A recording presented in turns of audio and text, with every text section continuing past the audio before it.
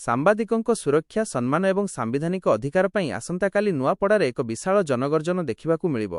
ଉତ୍କଳ ସାମ୍ବାଦିକ ସଂଘ ଓଡ଼ିଶାର ଆହ୍ୱାନରେ ଆସନ୍ତାକାଲି ଅର୍ଥାତ୍ ବୁଧବାର ଦିନ ନୂଆପଡ଼ା ଜିଲ୍ଲାପାଳଙ୍କ କାର୍ଯ୍ୟାଳୟ ସମ୍ମୁଖରେ ଏକ ବିଶାଳ ପ୍ରତିବାଦ ସଭା ଓ ଗଣଧାରଣା ଅନୁଷ୍ଠିତ ହେବାକୁ ଯାଉଛି। ସାମ୍ବାଦିକମାନେ ଦୀର୍ଘଦିନ ଧରି କରିଆସୁଥିବା 6 ଦଫା ଦାବିକୁ ସରକାରଙ୍କ ନିକଟରେ ପହଞ୍ଚାଇବା ଏହି ଆନ୍ଦୋଳନର ମୁଖ୍ୟ ଉଦ୍ଦେଶ୍ୟ। ସାମ୍ବାଦିକମାନେ ନିଜର କର୍ତ୍ତବ୍ୟ ସମ୍ପାଦନ ସମୟରେ ବିଭିନ୍ନ ସମୟରେ ଆକ୍ରୋଶର ଶିକାର ହେଉଛନ୍ତି। ଏହାକୁ ଦୃଷ୍ଟିରେ ରଖି ସଂଘ ପକ୍ଷରୁ ନିମ୍ନଲିଖିତ ଦାବିଗୁଡ଼ିକ ଉପସ୍ଥାପନ କରାଯାଇଛି। 1. ସ୍ୱତନ୍ତ୍ର ସୁରକ୍ଷା ଆଇନ। କାର୍ଯ୍ୟରତ ସାମ୍ବାଦିକଙ୍କ ସୁରକ୍ଷା ପାଇଁ ରାଜ୍ୟରେ ଏକ କଠୋର ସାମ୍ବାଦିକ ସୁରକ୍ଷା ଆଇନ ପ୍ରଣୟନ। 2. ଅବସରକାଳୀନ ପେନ୍ସନ୍। ବୟସ୍କ ସାମ୍ବାଦିକମାନଙ୍କ ଆର୍ଥିକ ସ୍ଥିରତା ପାଇଁ ପେନ୍ସନ୍ ବ୍ୟବସ୍ଥା ଲାଗୁ କରିବା। 3. ସ୍ୱାସ୍ଥ୍ୟବୀମା ସମ୍ପ୍ରସାରଣ। ସମସ୍ତ ସାମ୍ବାଦିକଙ୍କୁ ଗୋପବନ୍ଧୁ ସାମ୍ବାଦିକ ସ୍ୱାସ୍ଥ୍ୟବୀମା ଯୋଜନାରେ ଅନ୍ତର୍ଭୁକ୍ତ କରିବା ସହ ଏହାର ପରିମାଣ ବୃଦ୍ଧି।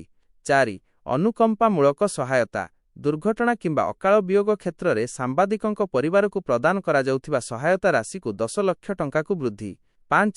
ବ୍ୟାପକ ଅଧିସ୍ୱୀକୃତି ଆକ୍ରେଡିଟେସନ୍। ଜିଲ୍ଲା ଓ ବ୍ଲକ ସ୍ତରରେ କାର୍ଯ୍ୟ କରୁଥିବା ସମସ୍ତ ଯୋଗ୍ୟ ସାମ୍ବାଦିକଙ୍କୁ ସରକାରୀ ସ୍ୱୀକୃତି ପ୍ରଦାନ।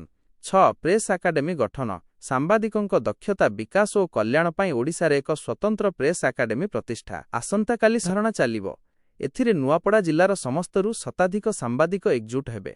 ଉତ୍କଳ ସାମ୍ବାଦିକ ସଂଘ ପକ୍ଷରୁ କୁହାଯାଇଛି ଯେ ସମାଜର ଚତୁର୍ଥ ସ୍ତମ୍ଭ କୁହାଯାଉଥିବା ସାମ୍ବାଦିକମାନେ ଆଜି ନିଜର ମୌଳିକ ଅଧିକାର ପାଇଁ ସଂଘର୍ଷ କରୁଛନ୍ତି। ଯଦି ସରକାର ଏହି ନ୍ୟାୟୋଚିତ ଦାବିଗୁଡ଼ିକୁ ଗ୍ରହଣ ନ କରନ୍ତି ତେବେ ଆଗାମୀ ଦିନରେ ଏହି ଆନ୍ଦୋଳନ ଆହୁରି ତୀବ୍ରତର ହେବ। ଉତ୍କଳ ସାମ୍ବାଦିକ ସଂଘର ଜିଲ୍ଲାର କର୍ମକର୍ତ୍ତାମାନେ ସମସ୍ତ ସାମ୍ବାଦିକ ଭାଇଭଉଣୀମାନଙ୍କୁ ଏହି ଧାରଣାରେ ସାମିଲ ହେବାକୁ ଅନୁରୋଧ କରିଛନ୍ତି। ସଂଘର ଜଣେ ବରିଷ୍ଠ ସଦସ୍ୟ କହିଛନ୍ତି, ଏହା କେବଳ ଏକ ବିକ୍ଷୋଭ ନୁହେଁ ବରଂ ଆମର ଅସ୍ତିତ୍ୱ ଓ ସ୍ୱାଭିମାନର ଲଢ଼େଇ। ଆମେ ଏକଜୁଟ ହେଲେ ହିଁ ସରକାର ଆମ ସ୍ୱର ଶୁଣିବେ। ଆସନ୍ତାକାଲିର ଏହି କାର୍ଯ୍ୟକ୍ରମ ଉପରେ ସମଗ୍ର ଜିଲ୍ଲା ପ୍ରଶାସନ ଓ ଜନସାଧାରଣଙ୍କ ନଜର ରହିଛି। ନିରପେକ୍ଷ ଖବର ସବୁବେଳେ ଆପଣଙ୍କ ସହ। ବ୍ୟୁରୋ ରିପୋର୍ଟ, ସାଗର ଖବର। ନମସ୍କାର, ଆପଣ ଦେଖୁଛନ୍ତି ସାଗର ଖବର। ସତ୍ୟ ଏବଂ ସଠିକ୍ ସୂଚନା ପାଇଁ ଆମ ଚ୍ୟାନେଲକୁ ଲାଇକ୍ ଓ ସବସ୍କ୍ରାଇବ୍ କରନ୍ତୁ ଏବଂ ଏହି ଭିଡିଓକୁ ସେୟାର କରି ସମସ୍ତଙ୍କ ପାଖରେ ପହଞ୍ଚାନ୍ତୁ। ଧନ୍ୟବାଦ।